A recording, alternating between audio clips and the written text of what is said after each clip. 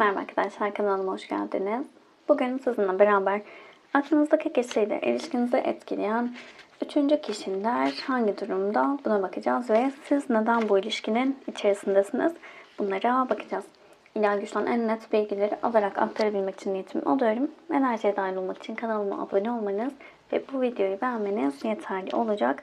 Kartlar hazırlayıp hemen geliyorum.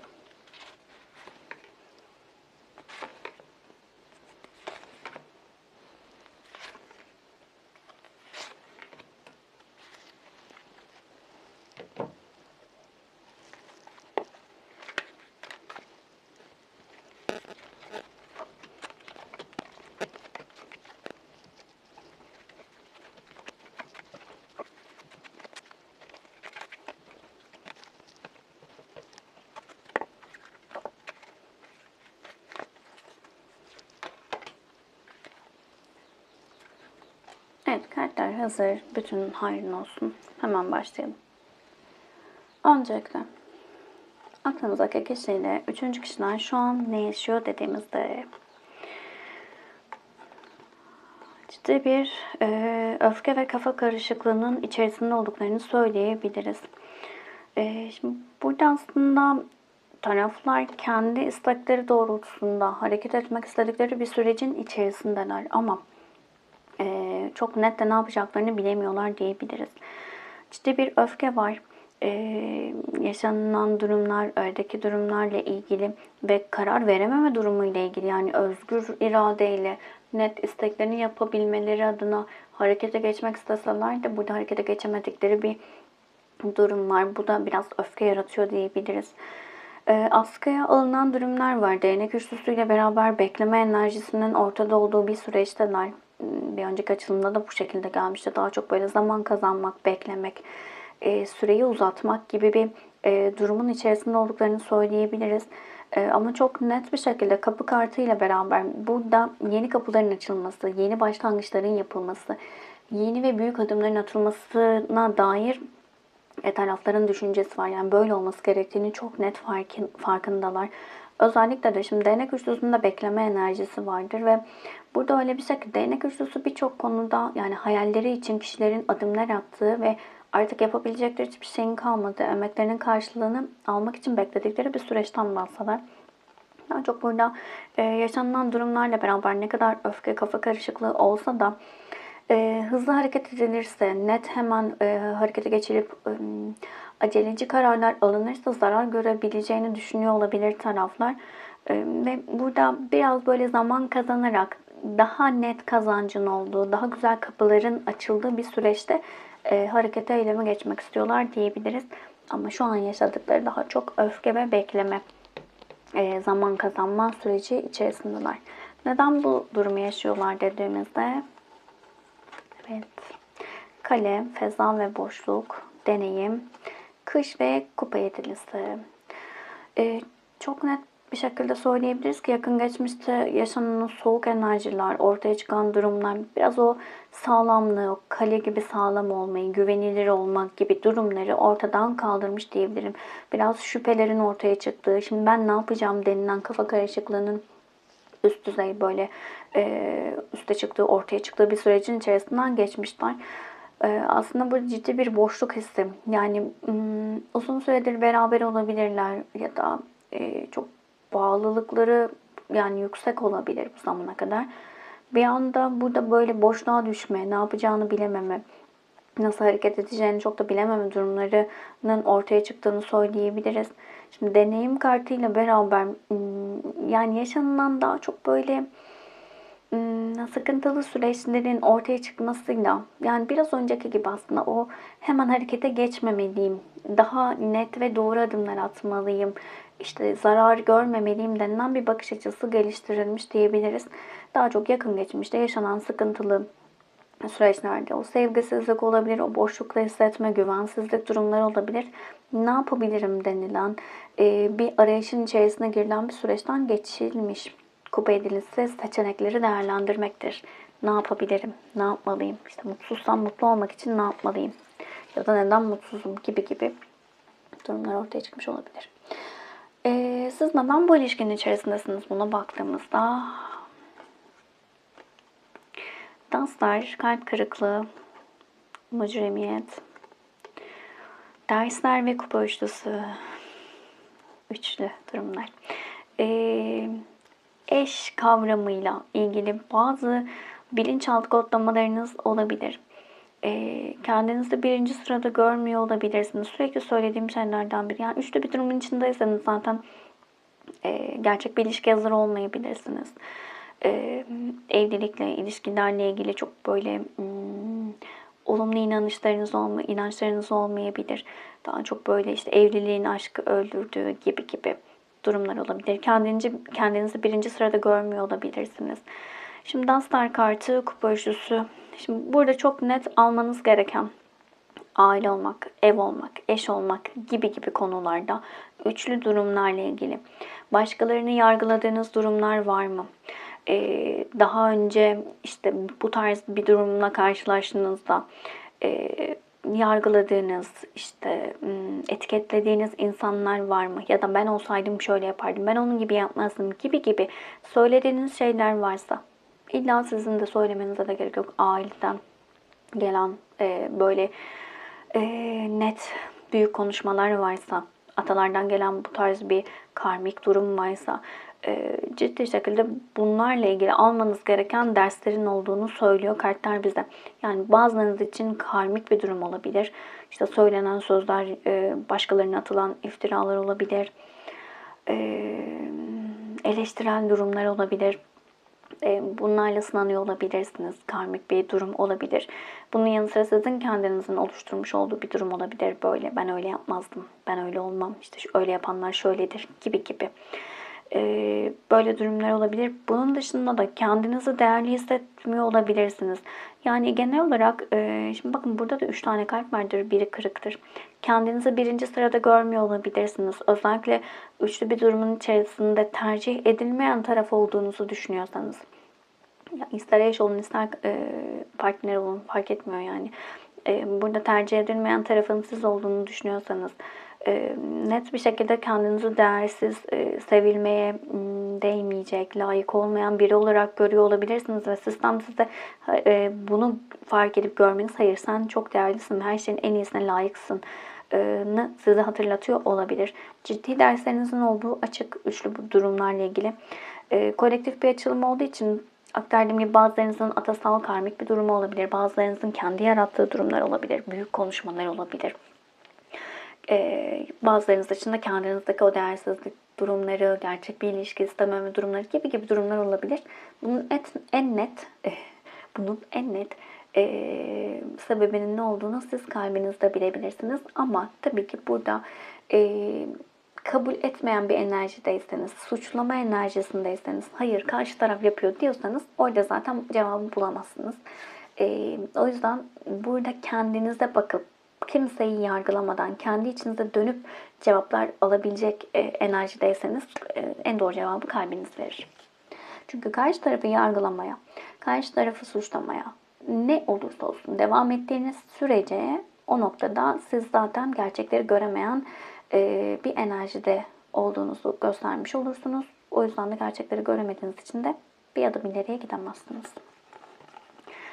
Bazen acı verici de olsa gerçekleri görmek için adımlar atmalıyız, niyet etmeliyiz diyorum. Şimdi siz kendinizle ilgili neyi fark etmelisiniz en net? Deve, duyguları gizleme, kurnaz, terk etmek, tılsım anlısı. Şimdi terk edilme korkunuz olabilir. Terk edilme korkusu olan kişiler daha çok net ilişkilerin içerisine girmezler enerjisel olarak, bilerek değil ama onları terk edecek kişileri ya da ilişki harika bile gidiyor olsa terk edilme korkusundan kaynaklı öyle bir enerji oluştururlar ki bilinçsizce ve karşı taraf gerçekten terk eder ya da kişi kendi o ilişkinin içerisinde duramayarak çektiği olaylarla o ilişkiden çıkar. O yüzden terk edilme korkunuz, terk edilme ile ilgili durumları değerlendirmenizde fayda var. Bunun farkına varmanız gerekiyor. Şimdi deve ve tılsım onusu geldiği için parasal konularla ilgili bazı inanışlarınız olabilir. Yani kök inançlar herkese göre değişiyor. Sadece örnekleri vereceğim. Siz daha net kendiniz bildiğiniz için değerlendirirsiniz. Bazı insanlar der ki yani benim param olduğu için işte erkekler, kadınlar bana gelir işte karşı cinsiniz. İşte çok para olursa insan mutlu olur. Aile kurabilmek için çok paraya ihtiyaç vardır gibi gibi inanışlarınız olabilir. Yani para ve ilişkilerle ilgili ortak bir tanımlamalarınız olabilir ve bu da ilişkilerinizi etkiliyor olabilir. Bunun yanı sıra paranın dışında deve kartı ile beraber, deve kartı sabretmekten bahseder bize. Bu noktada daha çok böyle işte her şeyi alttan alırsam, her şeyi sabredersem, daha çok böyle işte duygularımı göstermezsem, daha kendi çıkarlarım için hareket edersem doğruyu yapmış olurum gibi bir genel manada bir stratejik bir yaklaşımınız olabilir. Bazen mesela kaygılı bağlanma stilinde çok fazla oluyor.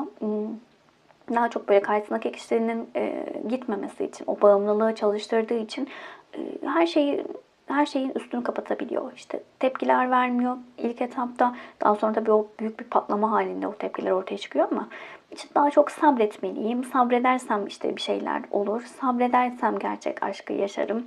İşte sabredersem bu kişiyle barışırım ya da istediğim hayata ulaşırım gibi gibi inanışlarınız olabilir. Ama bu biraz kendi duygularınızı görmezden gelmek için oluşturduğunuz bir maskede olabilir. Bunu da unutmayın lütfen. Daha çok böyle stratejik yaklaşmaya çalışıyor olabilirsiniz ilişkilerde. Bilinçsizce. Tılsım onlusu. Tılsım onlusu zevkle yaşanılacak güzel dönemlerden bahseder. Birkaç kez burada söyledim. Mümkün olduğunca söylüyorum sırası gelince. Bazen yani şöyle mesela aile kavramı. Aile dediğinizde herkes için aynı anlama gelmez.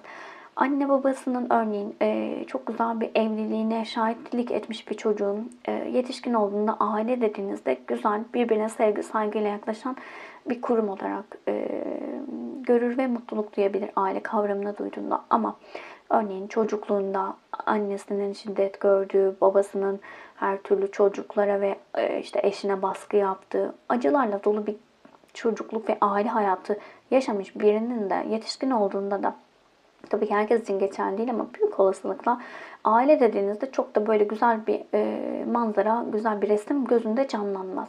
O yüzden burada aile olmak, mutlu olmak, tamamlanmakla ilgili çok da güzel böyle deneyimleriniz olmayabilir.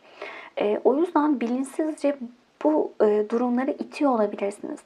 Bu şudur, bilinçli olarak dersiniz ki ben aile kurmak istiyorum. İşte ben artık işte düzenim olsun istiyorum. Örnek veriyorum diyebilirsiniz bilinçli tarafınızda. Ama bilinçaltınızda aile kavramı ile ilgili işte aile olursan üzülürsün, işte aile şiddettir, aile mutsuzluktur gibi gibi inanışlar varsa bilinçaltı der ki aile demek negatif şeyler demek. O yüzden uzak durmalı. Ve itmeye başlar bu enerji. Yani siz hangi enerjideyseniz o enerjiyi çekeceğiniz için bilinçaltında bilinçli olarak istediğiniz kadar ben evlenmek istiyorum deyin.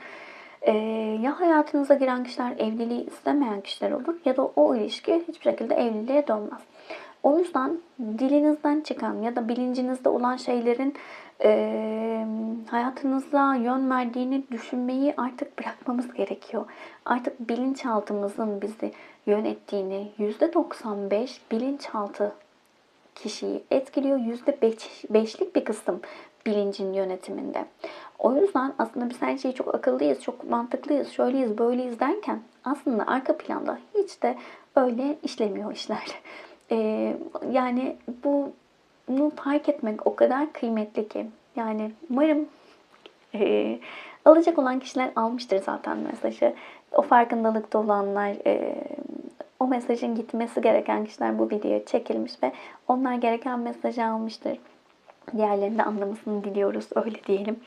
O yüzden lütfen kendi içinize dönüp bakın. Aile kavramınız, terk edilme, duygularımı gösterirsem işte kötü anılırım, kötü düşünülürüm, benim hakkımda kötü düşünürler gibi gibi inanışlarınız olabilir. Bunları fark edip her neyse inanışınız, çünkü kök inanç herkese göre değişiyor, kişiye göre değişir. Onları bulup şifalandırmak için adımlar atın.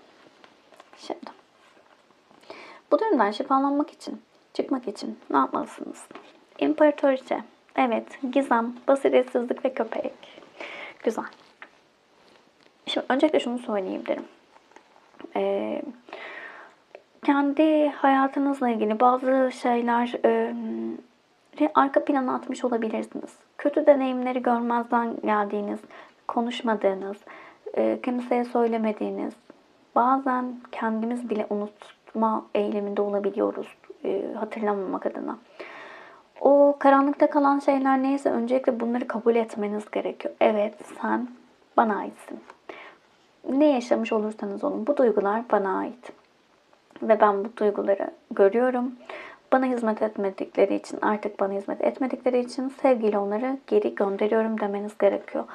Birçok kişiye anlatamadığınız, hatta belki hiç kimseye anlatamadığınız, kendinizde bile söylemekten çekindiğiniz, hatırlamak istemediğiniz durumlar varsa karanlıkta kalan tarafları şifalandırmanız gerekiyor.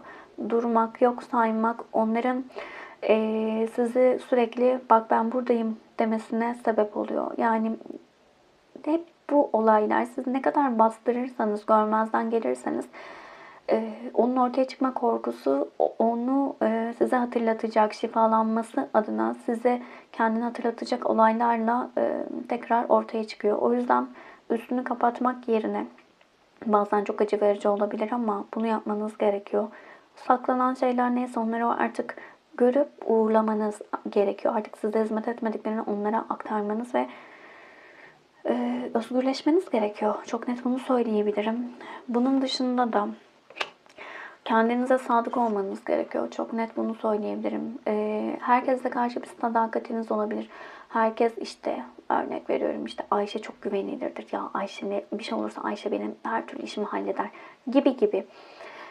Çok güvenilen biriyseniz, çok sadık, çok doğru bir karakterdeyseniz tırnak içerisinde kendinize bunu yapmadığınızı hatırlamanız gerekiyor. Kendinize sadık olmanız gerektiğini, en değerli kişinin kendiniz olduğunuzu hatırlamanız gerekiyor.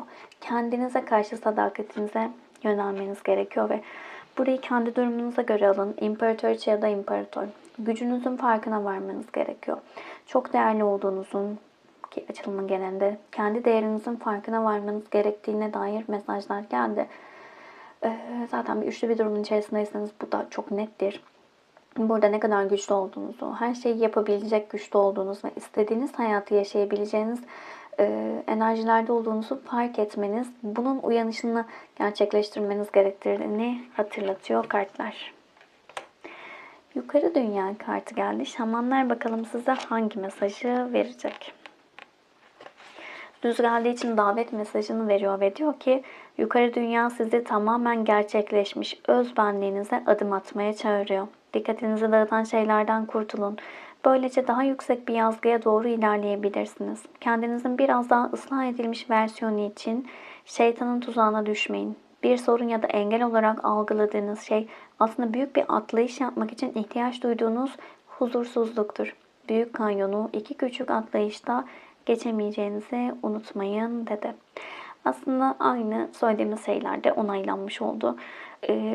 Burada yaşadığınız şeyler, o görmezden geldiğiniz, karanlık gibi gördüğünüz şeylerin farkına varmanız gerekiyor. Onlarla yüzleşmeniz gerekiyor. Kendi özbenliğinize dönmeniz gerekiyor. Kendi değerinizin farkına varmanız gerekiyor. Bunu fark ettiğiniz anda enerjiler pozitife dönecek ve yolunuz açılacak diyebiliriz. Kolektif bir açılım. Hepsiyle uyumlanamayabilirsiniz ama içerisinden mesajlar almaya odaklanın lütfen. Videoyu beğendiyseniz beğen tuşuna basabilir. Abone değilseniz abone olabilirsiniz. Teşekkür ederim vakit ayırdığınız için. Başka videolarda görüşmek üzere. Hoşçakalın.